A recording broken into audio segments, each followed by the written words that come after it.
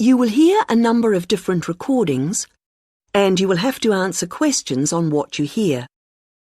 There will be time for you to read the instructions and questions, and you will have a chance to check your work. All the recordings will be played once only. The test is in 4 sections. Write all your answers in the listening question booklet. At the end of the test, you will be given 10 minutes to transfer your answers to an answer sheet. Now turn to Section 1.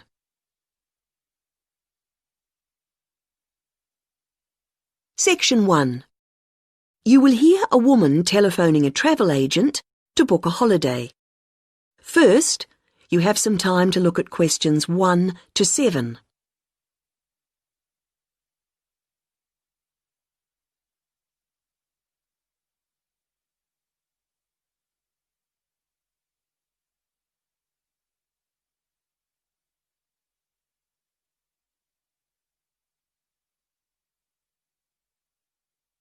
You should answer the questions as you listen, because you will not hear the recording a second time. Listen carefully to the first part of the conversation and answer questions 1 to 7. Hello, you're through to Go Travel. This is Darren speaking. How may I help you today? Hello, I'm calling to book a holiday. Great. May I take your name, please? Yes, it's Greaves, Anna Greaves. Is that G-R-E... No, G-R-I-E-V-E-S. And Anna is with double N. Right. Thank you, Anna. Now, we're delighted you've called us. Can I ask where you heard about us? It was your advertisement in one of the magazines. Was it Holiday World? Oh, yes, that's the one. Good, thank you. It's useful to know. Of course. And did you have a particular holiday in mind, or was it a general inquiry? I think I've chosen. I like the look of the one with the code FT4551. The right destination and the prices seem reasonable. Right. Now, was it for yourself only, or...? Oh no, I want to go with a couple of friends, so there'd be 3 of us going. OK. Now, there's a choice of dates, as you know. Yes, I think, well, we've got to be back by the end of August, so if we say going on August the 16th, that would work fine. No problem. And you can also choose the length of your holiday. There's, let's see, 7, 11 or 14 nights. We thought the middle one would be great. Longer would be nice, of course, but... Maybe next year. Yes. And you do need to have insurance. Uh-huh. We've 3 levels, Standard, Super and Super Plus. Standard seems a bit basic. Let's say Super. That should be sufficient. Fine. Before you hear the rest of the conversation, you have some time to look at questions 8 to 10.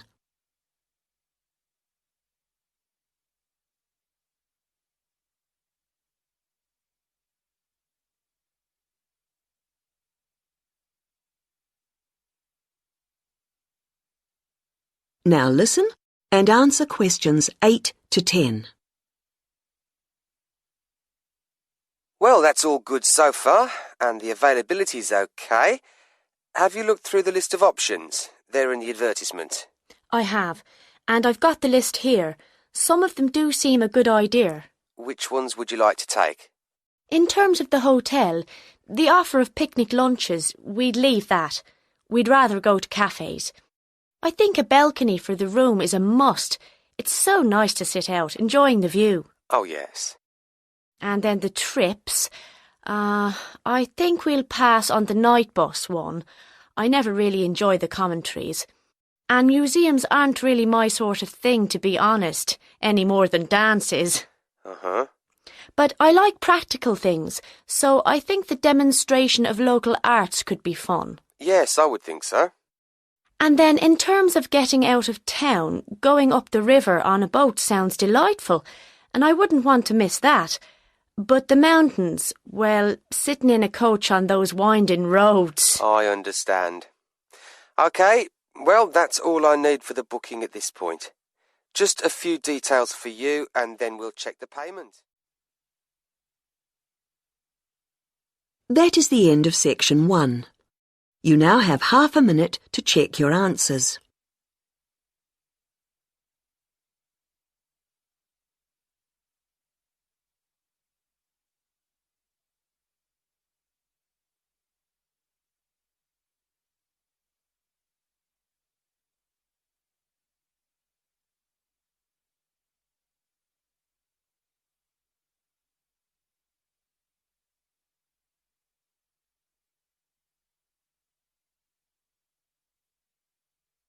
Now turn to section 2.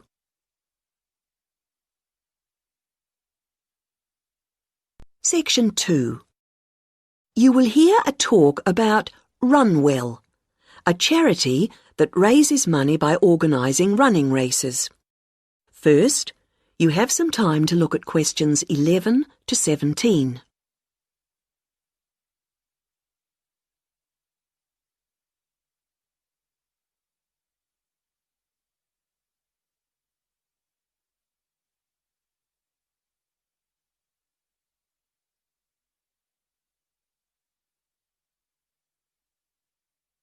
Now listen to the first part of the talk and answer questions 11 to 17. I'm very pleased to have this opportunity to tell you something about the Runwell charity and the work we do. I'll give a brief overview of what we do, and I hope you may be able to help, and then there'll be time for questions at the end. Runwell's founder, Mike Hughes, took up long-distance running in 1987, raising money by doing sponsored half marathons, and in 1992 established the charity as we know it today. By 1997, the runs were being filmed by local TV, and today they appear on national TV every year. All the funds collected by Runwell go to the hospital, with the idea that those fit enough to run use their energy to assist the provision of people who are unwell for whatever reason. Now, if you want to race, and I assume that's why many of you are here, let me explain a couple of the basics. Races are run by teams, so you need to form and register a team. What you wear to run in is up to you, and I know some teams come up with some pretty wacky ideas. We have a standard design for your numbers, which we ask you to reproduce. So you make them up according to that standard. We don't want to spend valuable funds on doing that ourselves. Now, the race is run as a kind of relay, so while you won't actually compete side by side, we do recommend that you train as a group. This helps to optimise performance and build team spirit. It will also give you a fair idea of how much you need to eat and drink over the race distance. This is clearly essential for an effective performance, so please make sure you come along to the race with sufficient food and drink. Again, we don't spend money on providing that, but you do need to keep yourself going for the 20-kilometre course. The course goes through the town, then out through Highfield Park, concluding in the main square, where the applauding spectators will be ready to greet you. There are many different prizes, including oldest runner, youngest runner, team with the most sponsorship, team with the best costume. That one's donated by Zoom Fashions. The Mayor will introduce the Minister for Health, who will hand over each prize to the winners, and then the hospital president will make a short speech. Before you hear the rest of the talk, you have some time to look at questions 18 to 20.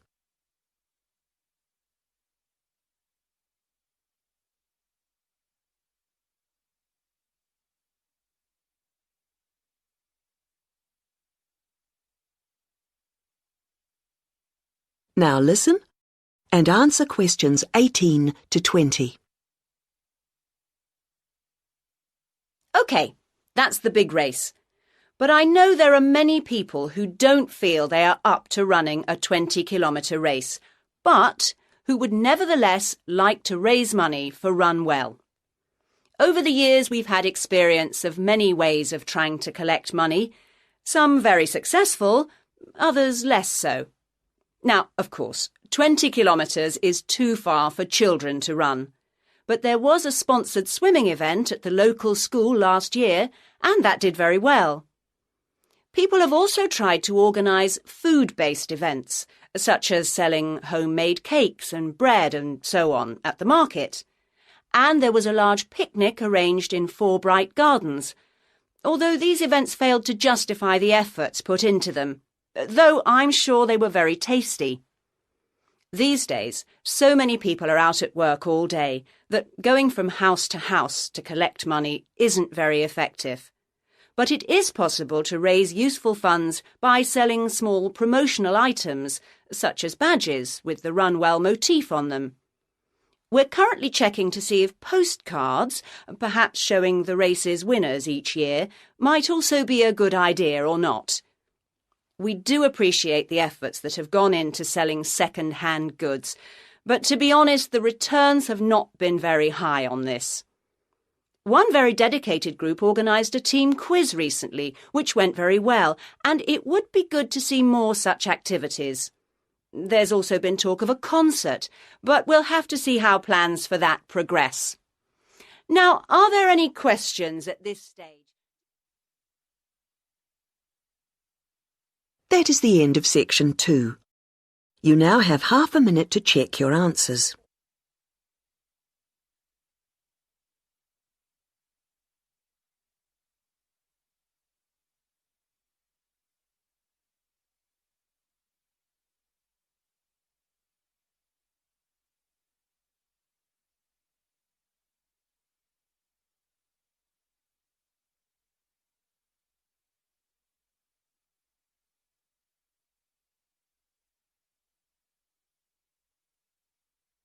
Now turn to section 3.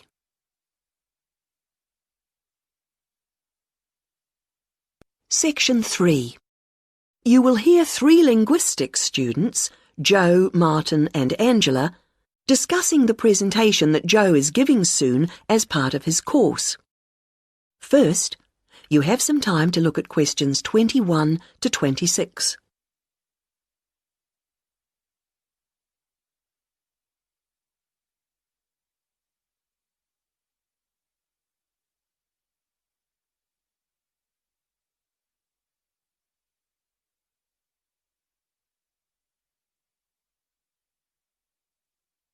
Now listen to the first part of the conversation and answer questions 21 to 26. Hi, Martin. Hi, Angela. Hi, Joe. Yeah, hi, Joe. So you're really worried about your presentation? The one about names? I am. Well, you know your stuff on names pretty well, so it's just a question of selecting what you want to use. That's right. But there's so much. Well, you don't have to include everything. Let's start somewhere. Well, for example, there's a lot to discuss about people's names in terms of culture. It would be a good way to start, bringing in issues of religion, society. I thought so. As long as you can keep it concise, since it's potentially a large area. I'll pick out some key points. Good. Now, that will tend to be about differences. What about something on ways in which naming practices are often similar across different languages? That sounds good. I'm not sure how much I could say that's really about just names and not really general language. Maybe you need to give that some more thought. Yes, I'm not ruling it out. Well, what about what first names mean? That's got to be specific to languages or language groups. Yes, there are all sorts of different principles at work. It's a rich area for discussion. And you can present lots of examples. It would mean a good slide or two. I'll enjoy making those up. Don't forget to put our names in. No, OK. Right, where have we got up to? Yes, now, there's the question of place names. Ones where the name of the place is the word for the situation, like something to do with sea or mountain, etc. Yes, people often don't realise the origin. It sounds like it's just a translation issue to me. Don't you think you might give that a miss? Given the time limit, perhaps you're right. You need something on place names. Could you get history in? Actually, the way migrants often used to name places after somewhere in their country of origin is interesting. Sounds a bit narrow to me. Well, I'd hope to build it up a bit. Perhaps you should make a final decision on that later. OK, I'll see how the rest of it goes first. Is that the lot? No, there's still country names, the origins of those. I think that's an interesting area. Yeah, because it's something we often don't think about. It'd be a way to bring in various aspects. History, certainly. I could project a map of the world and have people match the original meanings to the countries. Well, that seems to be a foregone conclusion. Fine. Yes, I'm feeling clearer already. Now you have some time to look at questions 27 to 30.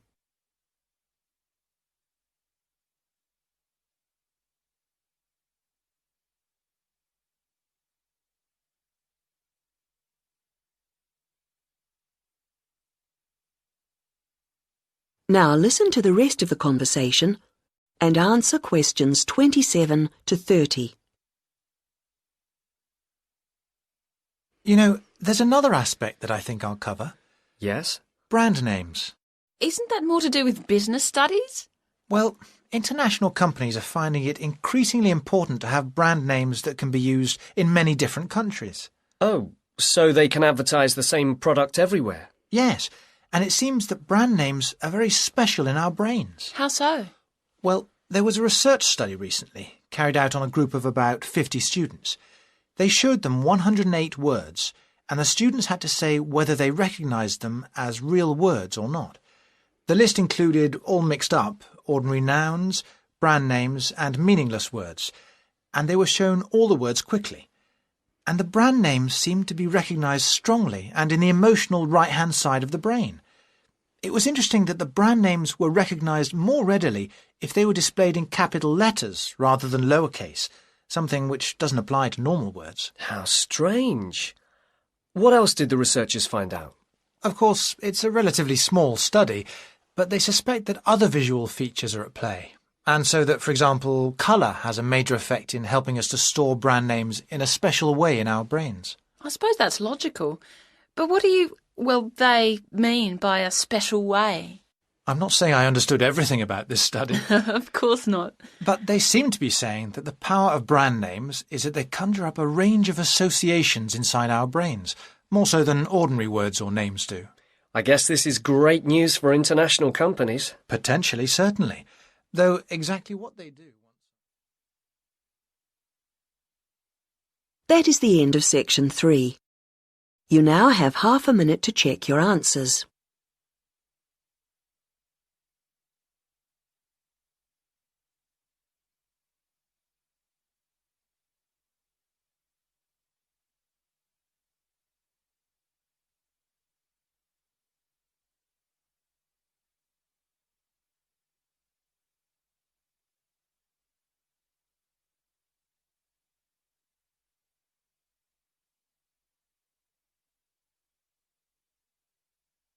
Now turn to section 4.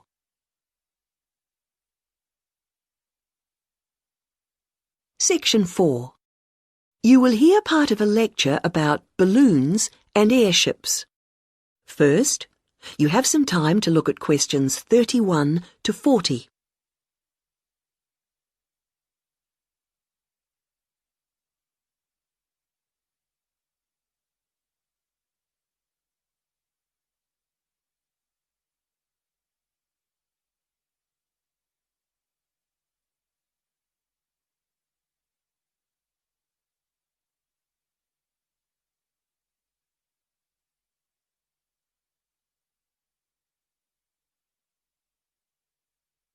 Now listen to the lecture and answer questions 31 to 40. Now, balloons and airships are worth consideration because, while on the one hand they represent humans' first successes at air flight, after centuries of less than successful theory and experimentation, they also, on the other hand, continue to be used today. We may have appeared to have moved on to jet planes and space rockets, but you can still see these more primitive flyers in the skies. OK, gas balloons first. France saw the first balloon flight in 1783, and this began a process of development. By 1862, in the Civil War in the United States, we find Thaddeus Lowe replacing spies with balloons to go behind enemy lines. The success of this led to the continued use of balloons in peacetime, and they were employed in the creation of maps. And such applications continue to this day, with balloons assisting in increasing our knowledge and understanding of the world we live in. Unmanned balloons are still widely used to collect data to inform scientific research of various kinds. You'd be surprised at how much they contribute. All sorts of instruments can be mounted in a balloon, and ongoing investigations into climate benefit from the information that can be gathered from a flight. Well, that's gas balloons.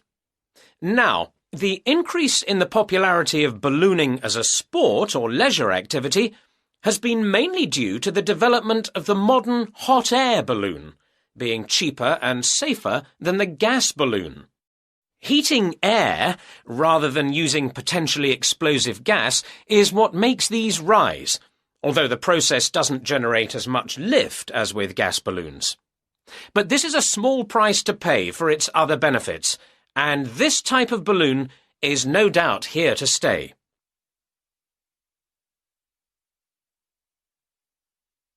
Airships are also fairly old in their origins.